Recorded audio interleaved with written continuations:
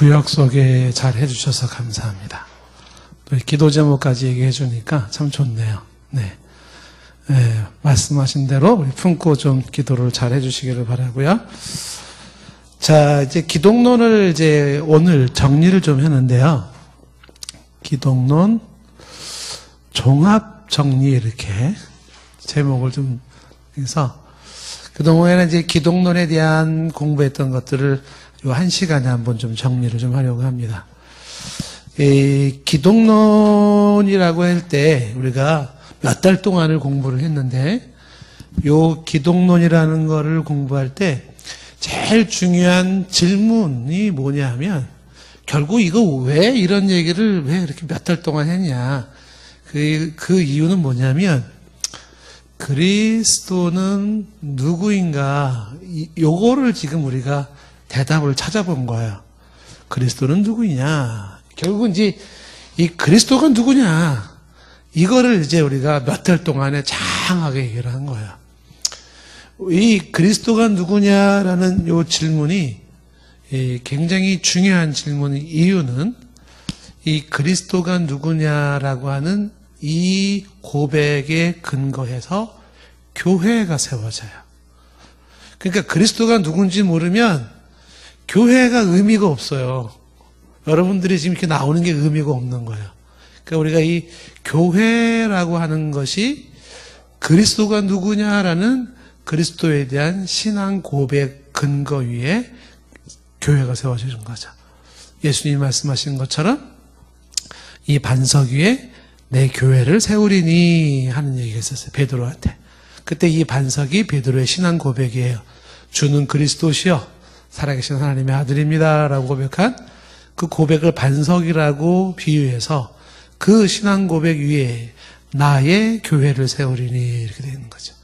그래서 사실 이제 그리스도가 누구냐라는 부분이 좀 분명치 않다. 그러면 교회도 무너지고 그 사람은 엄밀히 말하면 크리스찬도 아니에요. 여러분들이 여기 이렇게 있을 이유도 하나도 없고 모든 게 꽝이 돼버리는 거죠.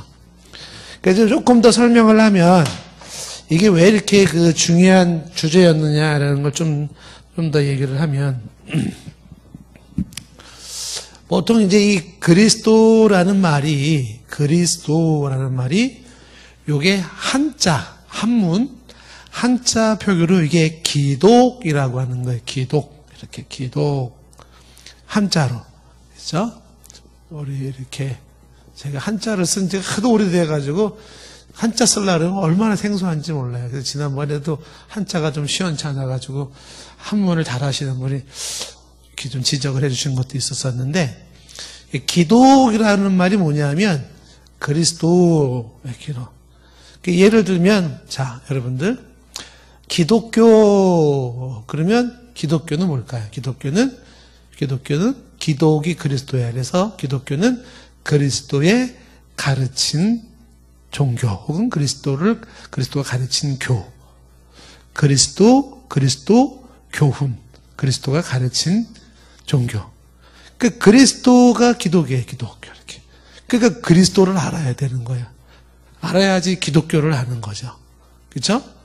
또 다른 걸 예를 들면은 우리를 갖다 이제 기독교인 이렇게 기독교인 다른 말로 크리스찬 이렇게 얘기를 하는데 그럼 뭐가 기독교인이에요? 기독 그리스도. 그 그리스도의 가르침을 믿는 사람들 혹은 그리스도의 가르침을 따라가는 사람들 이게 기독교인 크리스찬인 것이에요. 그러면 지금 저와 여러분들이 신앙생활을 하고 교회를 다니고 하잖아요. 그럼 뭘 알아야 될까? 알 게 많이 있지만 특히 대체 그리스도가 누구냐?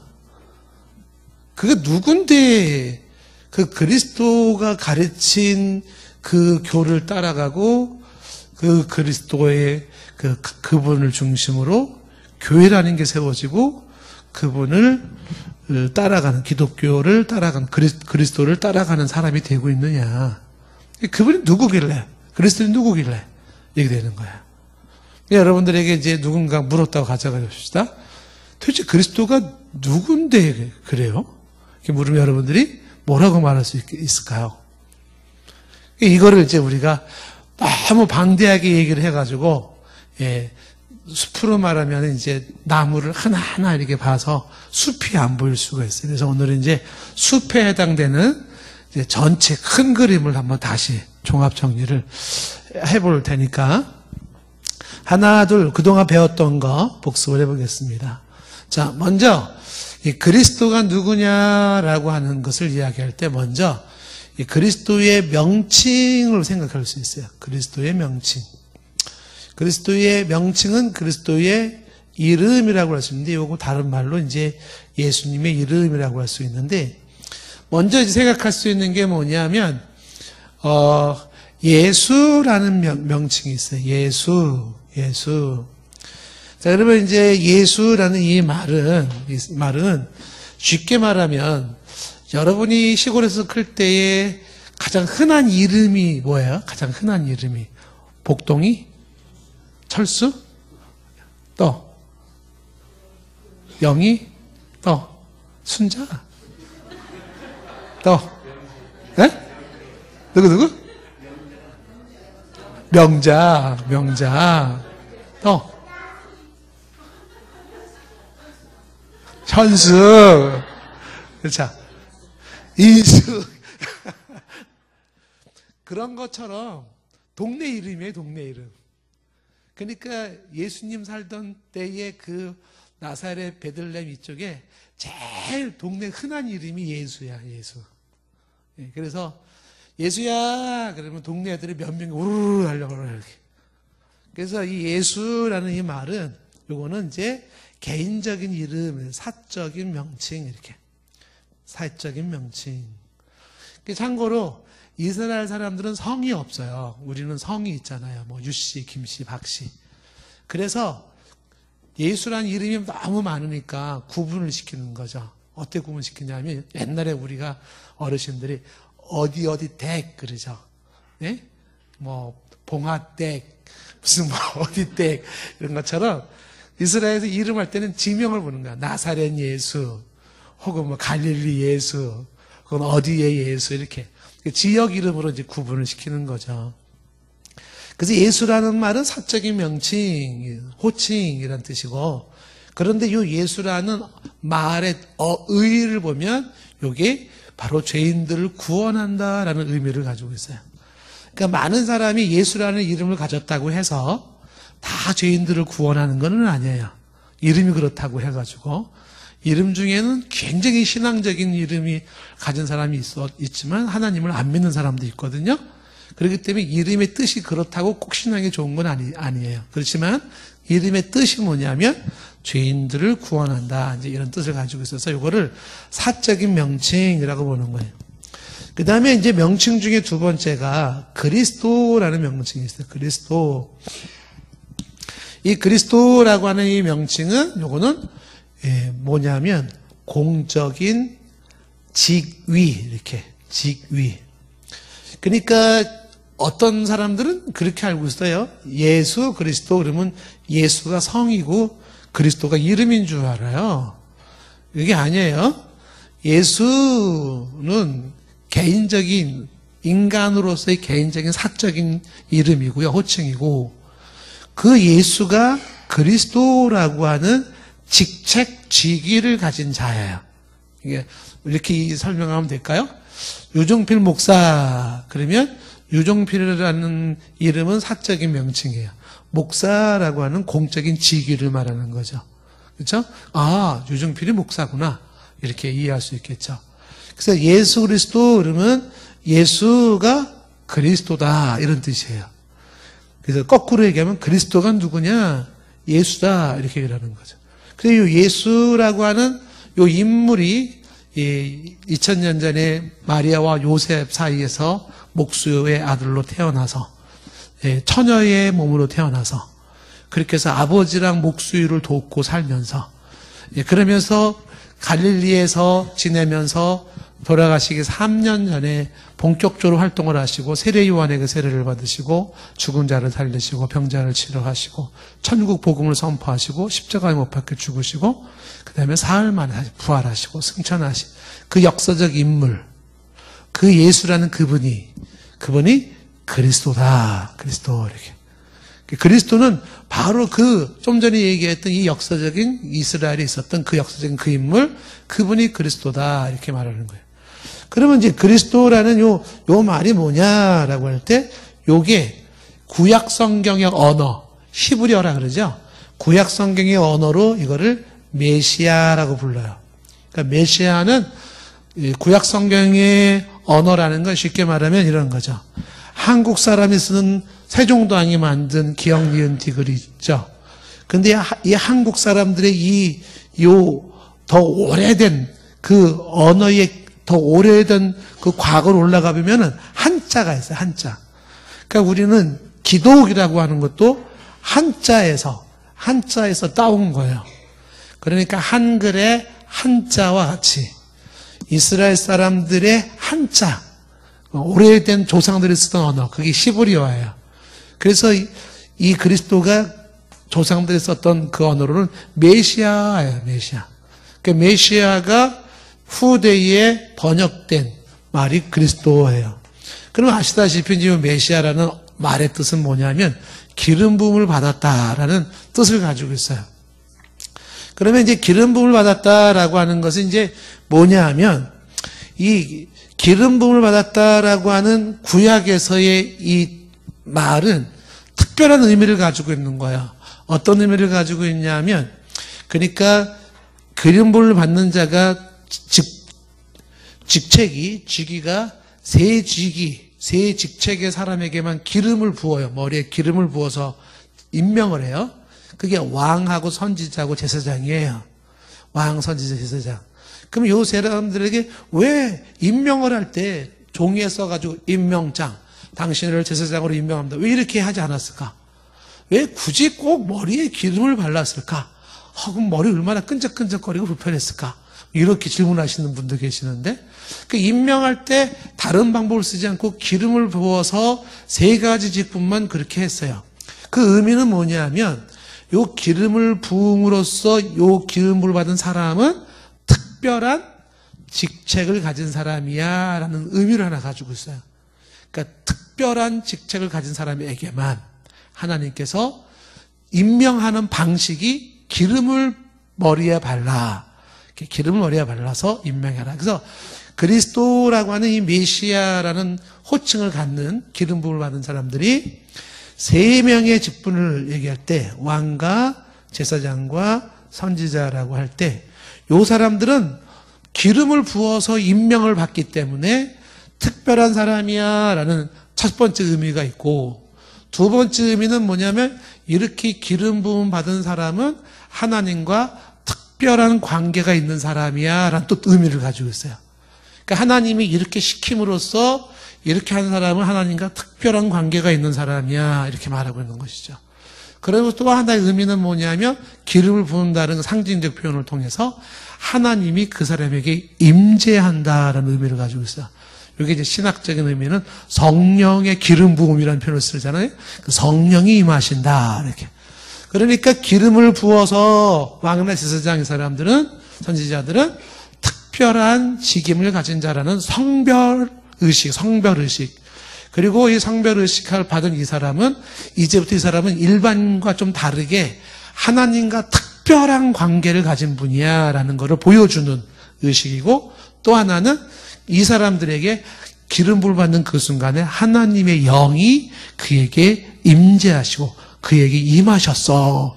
그거를 보여주는 특별한 의식이 기름 부음을 받는 의식이에요. 기름 부음을 받는 거예요. 그래서 요 메시아라고 하는 요 세 가지 직분을 가진 사람들, 요거를 신약에서 그리스도라 그래요. 호칭이.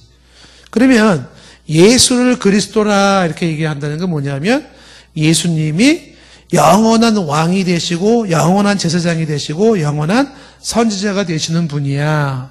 이거를 말하고 있는 거죠.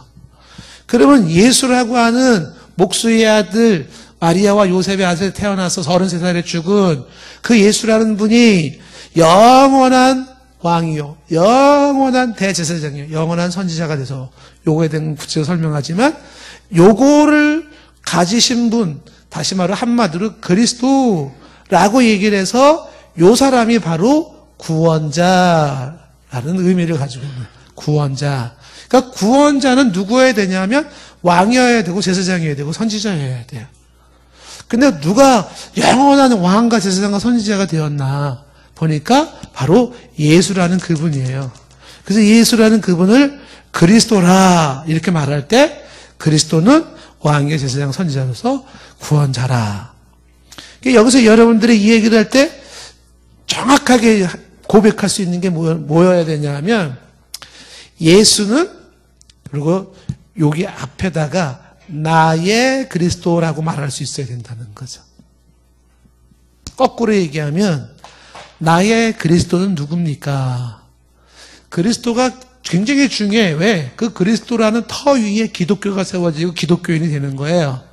그러니까 나의 기독은 누구냐? 나의 기독. 나의 기독은 누구인가? 그 얘기는 누가 나의 영원한 왕이신가? 누가 나의 영원한 대제사장이신가?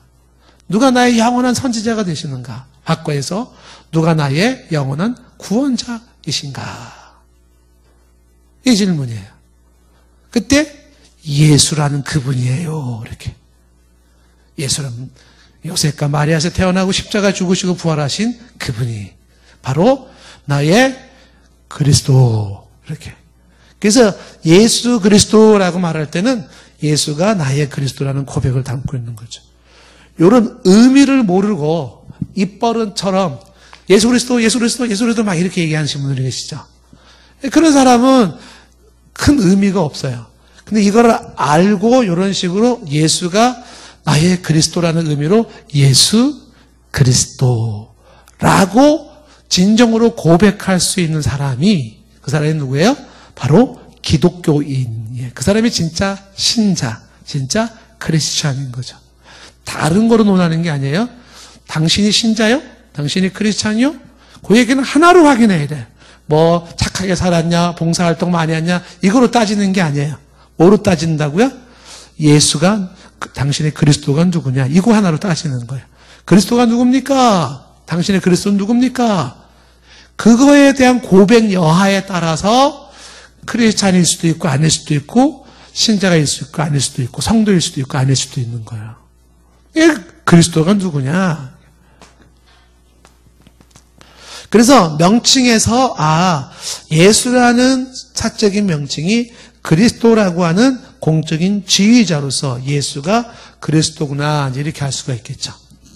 그러면서 예수님의 명칭 중에 또 하나가 뭐가 있냐면 인자라는 게 있어요. 인자. 인자는 사람의 아들이라는 뜻이에요. 사람의 아들. 그 인자라는 이 호칭은 언제 주로 쓰냐면 요거는 예수님이 당신 자신을 말할 때예요. 그래서 이거를 자칭. 그러니까 스스로가 자신을 칭할 때는 예수님은 거의 다 인자가 온 것은 인자의 살을 먹지 아니하고 인자의 피를 마시지 아니하고 인자. 그래서 이 인자는 사람의 아들을 강조하는 거예요. 사람의 아들을 강조하는 거죠. 사람인 자, 아들 자자예요. 어질인 자가 아니에요. 사람인 아들 자자예요.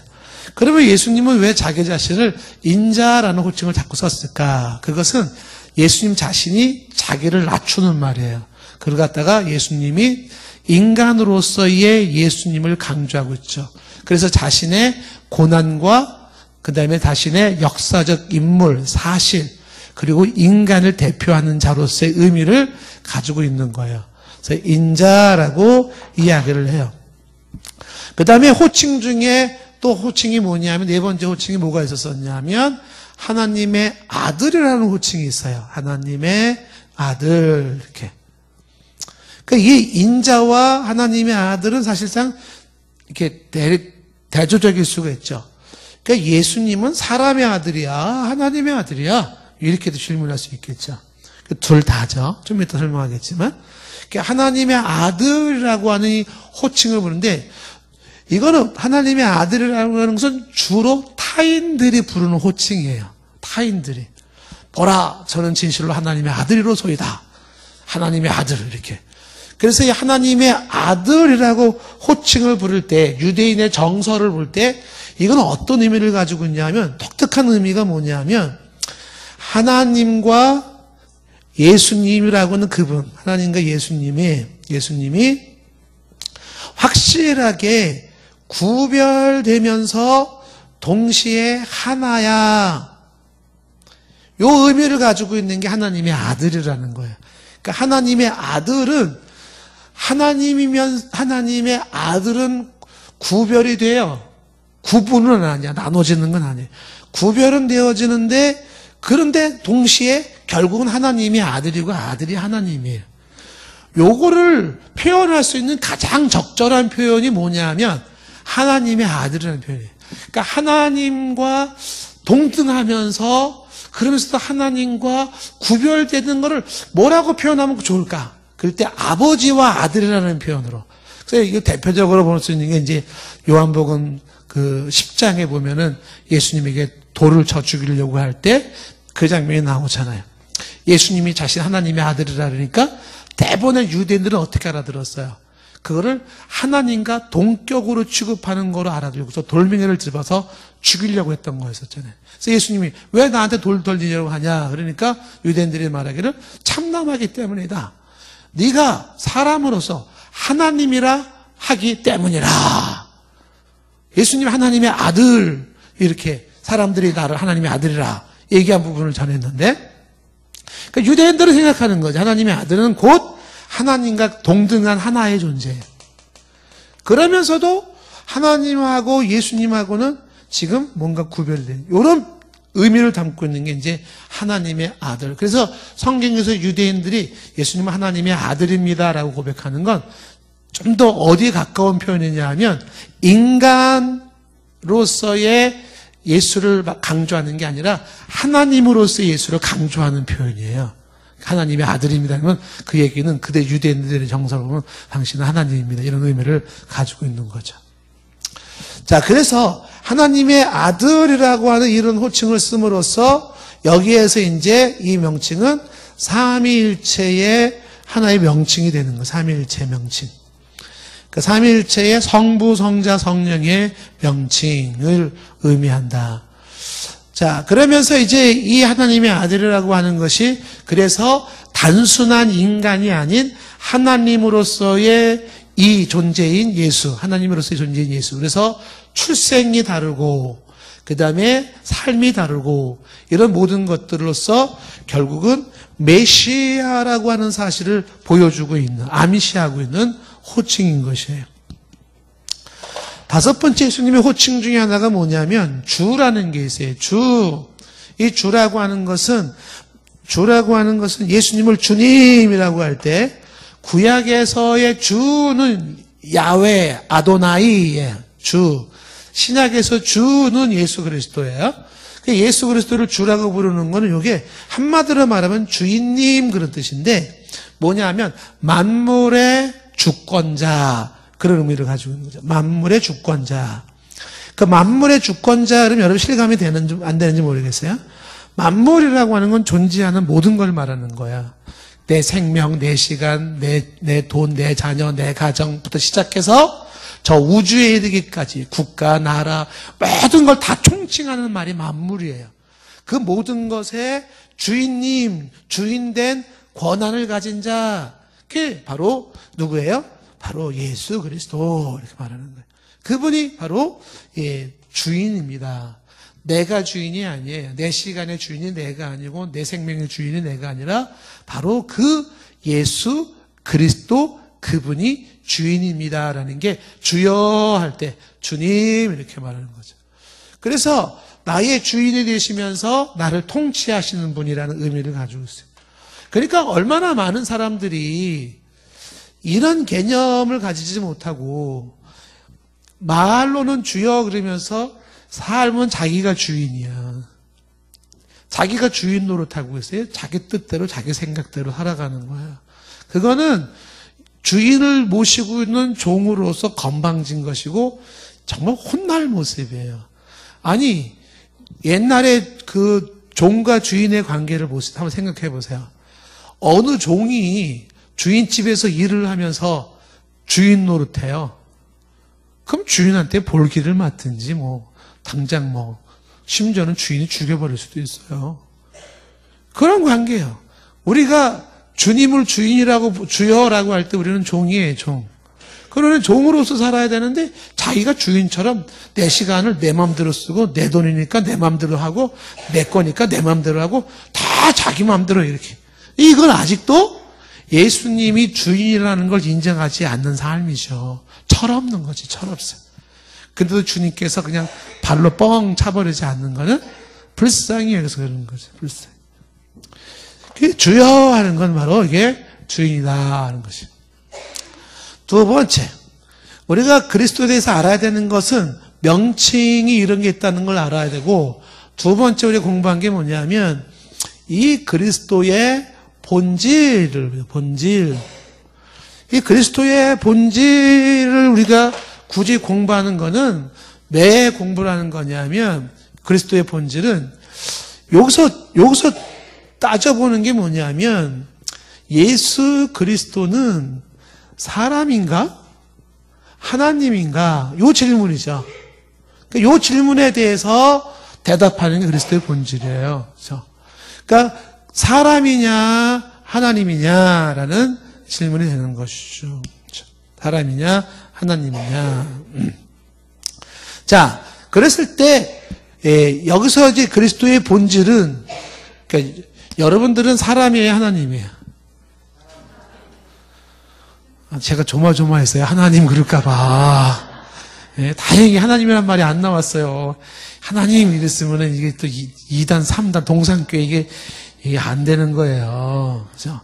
사람이잖아요, 사람. 그렇죠? 그렇죠? 하나님은 하나님이고 우리는 사람이잖아요. 그러면 예수님은? 그 예수라는 그분은 사람이에요? 사람의 아들이에요? 하나님의 아들이에요? 이것처럼 예수님은 대체 인간인가? 아니면 하나님인가? 성경을 가만히 보니까 영락 없는 인간의 모습이 나와요. 막 피곤하고, 뭐 주무시기도 하고, 울기도 하시고, 배고파 하시고, 먹기도 하시고, 영락 없는 인간의 모습이에요. 그러면서도 보면은 예수님은 자연을 명령하시고, 명령하니까 파도가 잔잔해지고, 죽은 자를 막 살려내고, 그리고 병자를 다 치료하고, 이것도 사람이 아닌 거예요. 그래서 이 예수님은 인간인가 사람인가를 이해를 해야 되겠죠. 그 이해를 해야 돼요. 그거 공부하는 거예요. 그리스도는 누구냐라고 할 때 그의 본질이 뭐냐. 그 여기서 이제 우리가 결론은 뭐냐면 그리스도는 사람이면서 하나님이다라고 하는 이성 일인격이라고 얘기를 하고 있는 거죠. 그러니까 이렇게 예수 그리스도를 말하지 않는 사람이 있다 그러면 그 사람들을 다 역사 속에서는 이단이라고 한 거예요. 이단. 그러면 이성은 뭐냐라고 할 때 이성은 바로 첫 번째가 신성, 두 번째가 인성. 예. 그리고 일인격이라고 할 땐 신성과 인성이라고 하는 것이 이게 단일 인격 이렇게 얘기해요. 단일 인격. 그러니까 다른 말로 풀어서 얘기하면 신성이라고 하는 것은 그리스도는 하나님입니다 이런 뜻이고, 인성이라는 것은 그리스도는 사람입니다 이런 뜻이에요. 그러면서 그게 단일 인격이라고 하는 하나의 존재. 그래서 요거를 갖다가 이제 이성 일인격을 조금 어려운 용어로 어떻게 얘기를 하냐면, 단일 인격은 한 인격 둘 속성 이렇게 둘 속성. 영어로는 two natures in one person 이렇게 얘기를 하거든요. 그러니까 한 존재의 두 개의 속성, 신성, 인성을 가진 신비한 분이에요. 그러니까 그동안 수많은 예수님 이래로 2000년 동안 수많은 세월이 지나면서 어떤 사람은 야 예수님은 하나님이야 인간이 아니야 이렇게 말하는 사람도 있었고, 또 어떤 사람은 야 예수님도 단순한 인간에 불과해 하나님이 아니야 이렇게 얘기했어요. 그 예수님을 하나님으로만 이해했던 사람, 예수님을 인간으로만 이해했던 사람들이 있는데, 이런 사람들이 다 이단. 예수님을 잘못 알고 있는 거예요. 여러분들이 당신이 뭔데 그게 잘못됐다 그러는 거야? 저한테 이렇게 질문 던지면 그것이 성경의 이성 일인격을 말하고 있다는 사실을 2000년 동안 수많은 내노라는 학자들이, 연구가들이, 목사님들이, 사람들이 검증하고 2000년 동안을. 그래서 수많은 정말 영혼이 살아있고 믿음이 좋고 똑똑하고 하나님을 경외하는 그리고 공부를 제대로 한 사람들이, 수많은 사람들이 수천 년 동안 내린 결론이야. 내린 결론. 제 얘기가 아니고 성경을 쫙 연구하는 정말 믿음이 좋은 사람, 경건하고 주님을 경외하고 순수한 마음으로 공부했던 사람들이 하루 이틀이 아니라 예수님 이후로 2000년 동안 쫙 연구를 하면서 내린 자타의 결론은 예수님은 완벽한 하나님이면서 완벽한 인간이더라 라는 결론이 이성 일인격으로 내린 거예요. 그게 그리스도의 본질이라고 얘기를 하는 것이에요.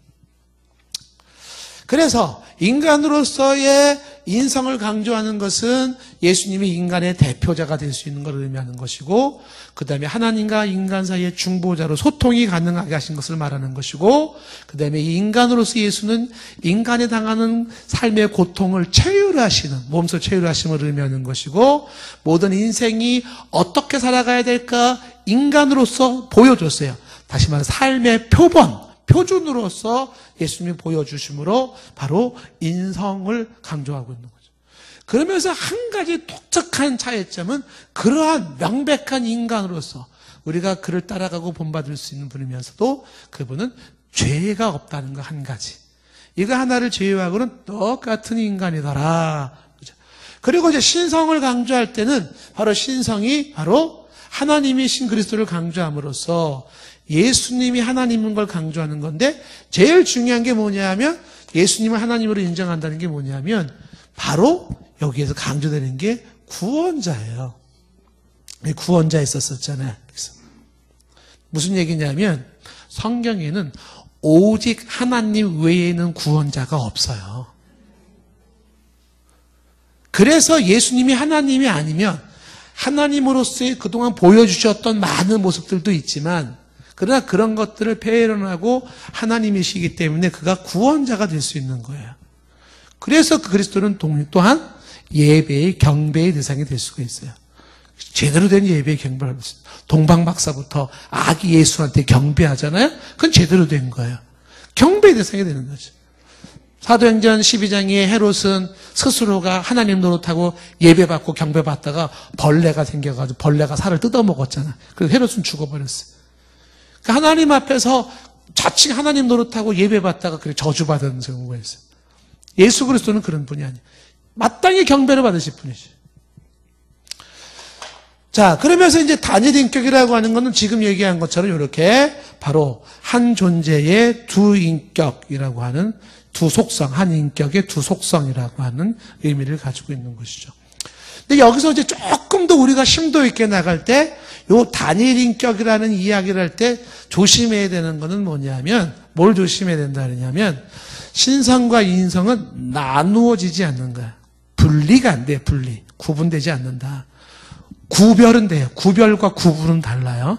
구별은 되지만 나누어지진 않아요. 그리고 신성과 인성은 항상 언제나 동일한 한 인격으로 존재해, 동일한 한 인격. 그리고 신성과 인성은 상호 교체되지 않아요. 상호 교체되지 않아요. 무슨 얘기냐면 하나의 존재가 샥 바뀌어가지고 어느 날 하나님으로, 어느 날은 샥 바뀌어가지고 인간으로, 마치 두 얼굴에 가진 사나이처럼 혹은 지킬 박사 하이디처럼 샥 바뀌어서 이랬다가 샥 바뀌어서 저랬다가 그렇게 서로가 교체되는 게 아니라 인간으로서의 배고팠던 그 순간에도 하나님이셨고 죽은 자를 살리는 하나님의 모습 속에서도 인간이셨던, 그런 동일한 한 존재의 동일한 모습으로 계셨던 모습을 바로 이 두 인격으로 말하고 있는 거죠. 그래서 인성 속의 신성과 인성이라고 하는, 그러니까 인성 속에 신성이 있고 신성 속에 인성이라고 하는 그 두 개는 나누어지지 않고, 하나님은 하나님으로서, 인간은 인간으로서의 존속을 하는데 그 존속하는 것이 한 분이라는 인격체로 계속 있는 거예요. 그러니까 예수님은 참 독특한 분이에요. 하나님이면서 인간이고 인간이면서 하나님을 또 이렇게 반쪽으로 쪼개가지고 여러분들 이쪽은 하나님이고 이쪽은 인간이고 뭐 이렇게 이해하시면 안 되는 거예요. 그러니까 신비예요, 신비, 예수님은. 그러니까 그냥 명백한 사람이면서도 동시에 명백한 하나님이신 그 신성과 인성을 가진 한 존재. 그게 바로 예수님. 그래서 그분만이 바로 그리스도 메시아로서 구원자가 되실 수가 있기도 해요. 그 다음에 이제 그리스도에 대해서 우리가 공부한 게 뭐냐면, 세 번째가 그리스도의 신분이에요. 그리스도의 신분. 그러니까 그리스도의 신분에서 우리가 공부하고자 하는 것은 가장 중요한 것은 뭐냐면, 여기서 강조되는 질문은 뭐냐면, 그리스도는 왕이야? 아니면 종이야? 이렇게. 왕인가? 종인가? 그리스도를 왕 대접해야 돼? 아니면 저 고난받는 종 취급해야 돼? 이렇게. 이 얘기 되는 거죠. 여기서 사람이냐 하나님이냐는 질문처럼 신분이 왕의 신분이야? 종의 신분이야? 회사로 얘기한다면 사장님이야? 종업원이야? 이런 의미를 갖는 거죠. 신분이 사장님 신분이야? 아니면 종업원 신분이야? 대체 예수님은 왕의 신분이야? 아니면 종의 신분이야? 이런 질문을 이제 가지고 있는 거예요. 제가 이해하기 좋으라고 자꾸 예를 드는 거예요. 이거 이게 오해돼가지고 또, 그러면 안 돼. 그러니까 신분이 그걸 말하는 거죠. 그러면 여기서도 사람들은 어떻게 생각하냐면, 어떤 사람은 예수 그리스도는 왕이야. 왕. 경배와 찬양을 받으셔 왕으로만 막 얘기하시는 분이 있고, 또 어떤 분은 야 무슨 왕이야, 그는 고난을 당하시고 찢기시고 버림받으시고 그리고 처참하게 죽으신 종이야, 막 그 종만 강조하는 사람이 있어요. 이게 사람만 강조하거나 하나님만 강조하는 것처럼 왕만 강조하거나 종만 강조해도 이건 틀린 거겠죠. 두 개를 다 강조를 해야 되는 거죠. 두 개를 강조해야 되는 거예요. 그래서 먼저 신분에서 첫 번째 종된 거를 뭐라고 말하냐면 이거를 비하라고 해요. 그 비하는 낮아짐이라는 거야. 낮아짐. 요거는 종됨이에요. 종됨. 종으로서의 예수님이에요. 예수 그리스도. 비하는 네 가지가 있다고 했어요. 인간이 되신 것, 성육신. 그 다음에 두 번째, 고난을 당하심. 세 번째, 십자가의 죽으심. 네 번째, 장사되어 땅속에 묻힘. 여기까지가 장사됨까지, 이거가 낮아지신 종으로서의 예수님의 모습이고, 각각의 의미는 어떤 의미가 있는지를 예전에 제가 설명을 다 했어요. 성육신의 의미, 고난의 의미, 그 다음에 십자가의 죽으심의 의미, 장사됨의 의미, 이런 얘기를 제가 쭉쭉쭉쭉 했었습니다. 그러니까 성육신은 구속의 시작, 구속의 사실성, 구속의 역사성, 구속의 확실성을 말해주는 것이고, 고난을 받은 거는 전 생애적 고난을 받고 전 인격적 고난을 받고 완전한 고난을 받은 것으로서 이 고난은 대체 고난이에요. 그리고 이 고난으로 인간의 영육의 풍요를 누리고 인간의 고통을 채우려며 인생의 본이 되어주시는 것이죠. 십자가의 죽으심으로 저주받았음을 의미하고 그의 죽으심은 목적 있는 죽음이죠. 죄인의 죄값을 치르기 위한 목적 있는 죽음이고 율법의 저주에서 죄인을 속량하기 위한 죽음이었고 성도라고 하는 믿는 자를 온전케 하시기 위한 죽음이었었죠. 장사됨이라고 하는 장사됨은 최고의 형벌을 받았음을 의미하는 것이고 그의 죽음의 실제성과 죄의 완전한 심판을 받았음을 의미하는 것이고 다시 살아난 부활의 가치를 강화시켜 주시고 시신의 중요성을 말해주는 것으로서 설명을 했습니다. 하나도 받아 적은 사람이 없는 이유는 제가 여기다 안 쓰니까. 네. 너무 중요하죠. 이런 내용들은 여러분 다시 복습을 우리 홈페이지 들어가서 보셔야 되겠죠. 그 다음에 두 번째, 예수님은 낮아지신 다음에 높아지셨어요. 승기는 높아짐이라는 뜻이죠. 이 높아짐은 예수님의 왕되심이에요. 왕됨. 그죠? 승기, 왕됨. 여기도 네 가지가 있죠. 첫 번째, 뭐예요? 부활하심. 두 번째 뭐예요? 승천, 하늘로 승천하심. 세 번째 하나님의 우편에 앉으심. 그 다음에 네 번째 재림, 다시 오심. 요거는 주님이 높아지신 왕됨을 말해주고 있는 것이죠. 그래서 부활을 강조하는 이야기는 예수 그리스도의 진정성을 얘기해 주는 거예요. 부활이 예수 그리스도의 진정성, 믿을 만한 진정성을 말해주고 입증하는 것이고, 사후의 세계가 존재한다는 걸 증언하는 것이고, 그를 믿는 성도에게도 죽음 이후에 부활이 있다는 걸 약속하는 것이고, 그리고 죄와 사망의 권세를 가지고 있는 사탄을 완전히 격퇴시켰다는 것을 의미해 부활이. 그리고 그의 부활로 성도의 의가 완성된 것을 의미하고, 그 부활은 지금도 살아계신 예수님을 말하고 있는 거죠. 승천하심이라고 하는 것도 특징은 육체적 승천이고 볼 수 있는 가시적 승천이며 공간적 이동이었었어요. 그래서 그의 승천으로 바로 예수 그리스도가 거하시는 어떤 특별한 확보된 거처가 있다는 걸 의미하는 것이고, 구속의 완성을 말하고 하늘의 권세를 가지고 실현하고 왕으로서 통치하신다는 것을 보여주는 것이고, 성도도 동일한 모습으로 승천할 것을 예표하신 사건이죠. 하나님의 우편에 앉으셨다는 것은 그가 왕으로서 이 세상을 지금 다스리고 있다는 것이고, 대제사장으로서 중보기도를 하고 있다는 것이며, 선지자로서 구원 사역을 이루고 있다는 거죠. 하나님 우편에서 왕으로서, 제사장으로서, 선지자로서 통치하시고 중보하시고 구원하신 사역을 하고 있는, 하나님 우편에 지금 그렇게 사역하고 계시고, 재림하신다는 것은 세상의 최종 심판을 한다는 것으로서 자기 백성을 구원한다는 거죠. 새하늘과 새 땅의 영원한 세계의 시작을 의미하는 것이죠. 그래서 그의 재림도 승천처럼 특징이 육체적으로 재림하시고 볼 수 있게 재림하고 가시적 재림을 하고 갑자기 돌발적 재림을 한다, 이런 얘기를 하는 것이었어요. 네 번째, 그리스도를 대해서 우리가 했던 것은 그리스도의 그러면 3대 직무가 뭐냐, 그리스도의 3대 직무, 이렇게. 그 세 가지 직무는 여기서 말한 거죠. 지금 공적인 지위에서 말했던 것처럼 3대 직임이 뭐로? 예수님은 왕으로서, 그 다음에 두 번째가 제사장으로서, 세 번째는 선지자로서, 이게 주님의 3대 직무예요. 그래서 이 직무를 보았죠. 그 왕으로서 할 때 그 왕은 뭐예요? 말 그대로 왕직이에요, 왕직. 여기서 왕직은 빌라도와의 대화에서도 보았지만 세상의 정치적인 한 나라의 왕이 아니라 영적인 영원한 나라의 왕으로서의 모습이죠.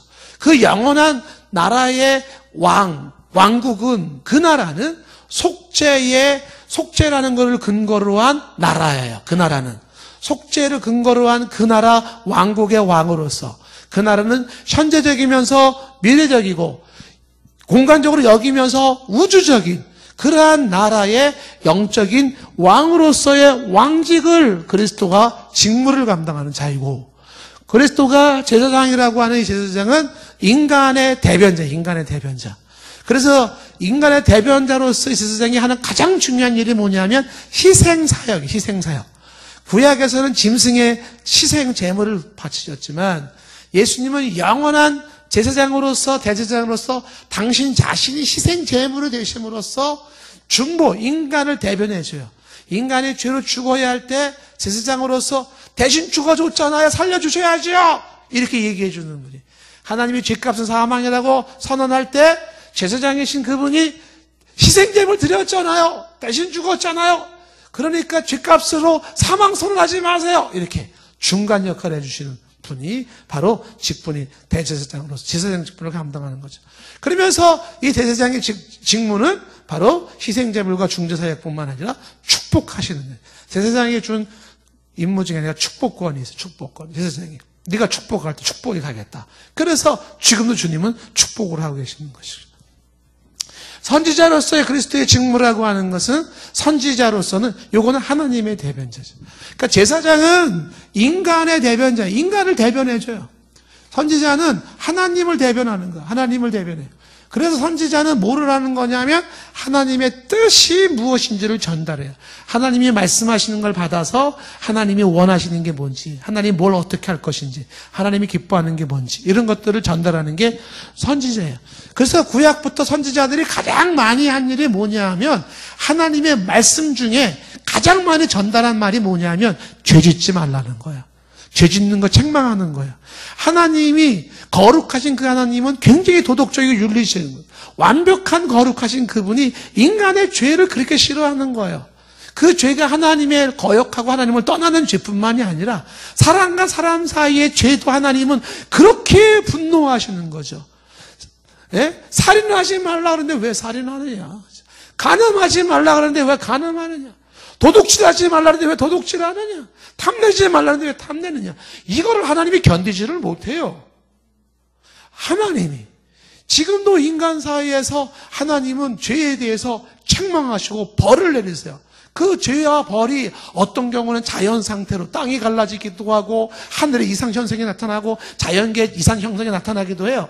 그러면서 하나님은 계속 치는 거죠. 메뚜기가 등장할 수도 있고 가뭄이 들 수도 있고 사람들이 못 먹을 수도 있고 전쟁이 날 수도 있고 그래요. 그 죄값을 치르게 만드시는 거거든요. 그러면 그런 내용들을 전달하면서 야 그렇게 자꾸 죄지면 하나님이 그냥 안 둬. 하나님이 그렇게 하지 말래. 이 역할을 하는 게 선지자예요, 선지자. 그래서 선지자들은 항상 말을 하면 뒤에 이런 말을 붙이죠. 이는 여호와의 말이니라. 이렇게 말을 붙이는 거죠. 물론 흉내내는 거짓 선지자들도 있었어요. 그래서 구약에는 거짓 선지자와 참 선지자를 구분하는 방법도 나오잖아요.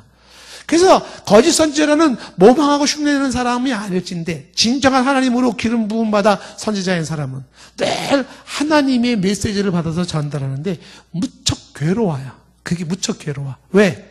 하나님이 좋은 얘기만 전하는 게 아니라 너 죽는다, 망한다, 저주받는다 이 얘기도 전해야 돼.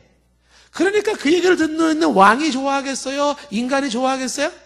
그러니까 이런 선지자들한테 맨날 그냥 악독한 왕들은 저놈의 선지자는 그냥 좋은 것 예언을 안 하고 나쁜 것만 예언하고 야봐라 뭐하고 있느냐 저놈의 인간 쳐박아라 감옥에 가다 놓고 그러면 감옥에 갇혀서 선지자는 뭐라 그래?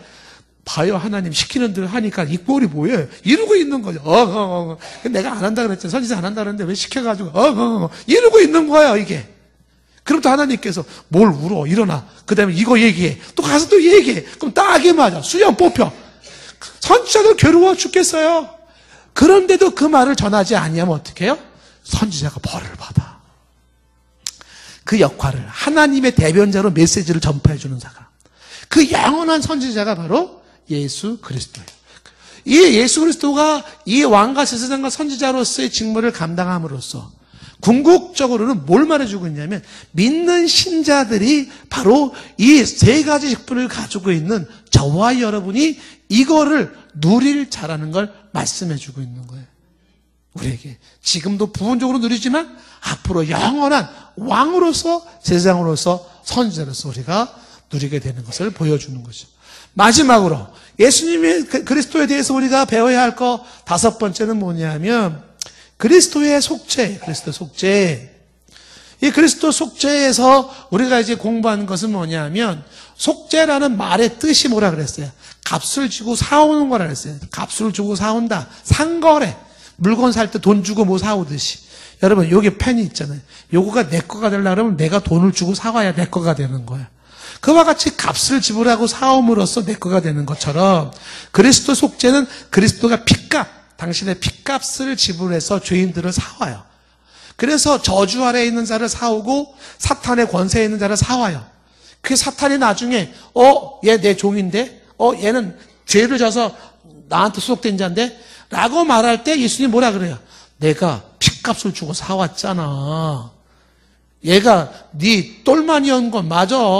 근데 그 똘마니를 내가 핏값 주고 사왔잖아. 어디서 네 똘마니 취급하려고 그래. 이렇게 말하는 게 예수님이죠.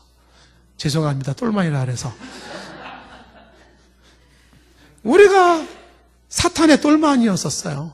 예수님 핏값으로 사온 거란 말이야. 이렇게. 이게 쉽게 설명하는 것도 너무 어려워. 그래서 그리스도의 속죄라는 거는 값을 주고 사온다 그래서 당신의 핏값으로 죄인들을 죄에서 사온 거를 속죄라 그러는 거죠. 그랬을 때 우리가 속죄라고 하는 요 단어를 읽을 때 이게 구속이라는 단어가 뭐라 그랬어요? 구속이라고 하는 것은 이거는 속죄와 더하기 구원을 구속이라 그러는 거예요. 근데 속죄라는 걸 말하는 건 예수님 편에서 말할 때 속죄예요. 예수님이 핏값을 지불하고 사왔대. 그리고 구원받은 사람에게 초점을 둘 때 하는 말이에요.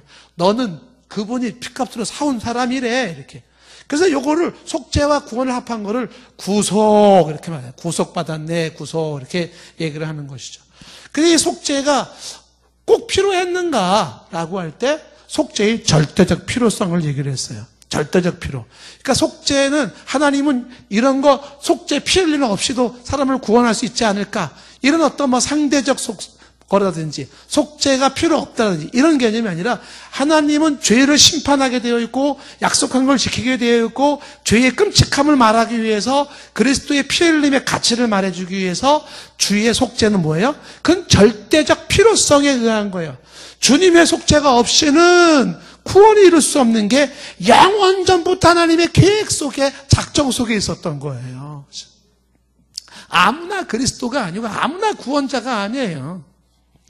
그래서 그 속죄로 말미암아 이 속죄는 어떤 의미를 가지고 있냐면 하나님을 만족시키는 만족이고 그 다음에 인간의 죄를 대속해서 대리적이라는 뜻이 있고 예수님은 이 피 흘려 죽음으로 영원한 속죄로 구원의 역사를 이루기 위해서 자발적으로 순종했기 때문에 능동적 순종이고 아버지의 명령에 순종했기 때문에 수동적 순종이라는 것이에요. 그래서 이 속죄라는 게 필요한데 이 속죄의 범위는 어디까지냐라고 할 때 그 범위는 제한적 속죄로서 정확하게 말하면 선택된 자들을 위한 속죄였었더라는 거.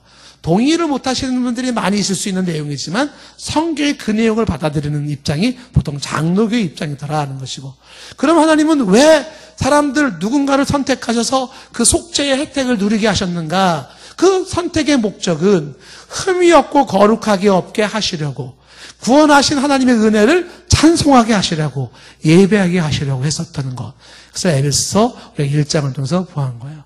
이 내용이 지금 그리스도에 대한 내용 전부 다예요. 몇 달 동안을 얘기한 내용이네요. 자, 결국은 5개예요. 그리스도의 명칭, 5개 명칭이 있구나. 본질, 신성, 인성, 사람, 하나님. 신분, 낮아지심, 높아지심. 상대직분, 왕시성 선지자, 속죄, 구속, 택자들을 위한 피 흘려서 값을 사오심. 이렇게. 이거 싹 지우고 이제 종이 나눠주고 여러분에게 기독론을 쓰시오. 그러면 이거 쫙 쓰면 돼. 기독론을 쓰시면 요거만 5개 쫙 쓰면 A+. 100점! 이렇게 딱 나오네요. 기도하십시다. 하나님 아버지, 저희들에게 은혜를 주셔서 예수 그리스도를 알게 하시니 감사합니다. 수천 년 전부터 그리스도는 누구인가? 이것이 인류의 숙제였는데 저희들로 하여금 알게 하시고 깨닫게 하시고 받아들이게 하셔서 그 은혜 아래 거하게 하시니 감사합니다. 예수 그리스도, 예수 그리스도, 이 고백이 제대로 살아있는 우리의 신앙, 우리의 삶이 되게 하옵소서. 예수님의 이름으로 기도드리옵나이다. 아멘.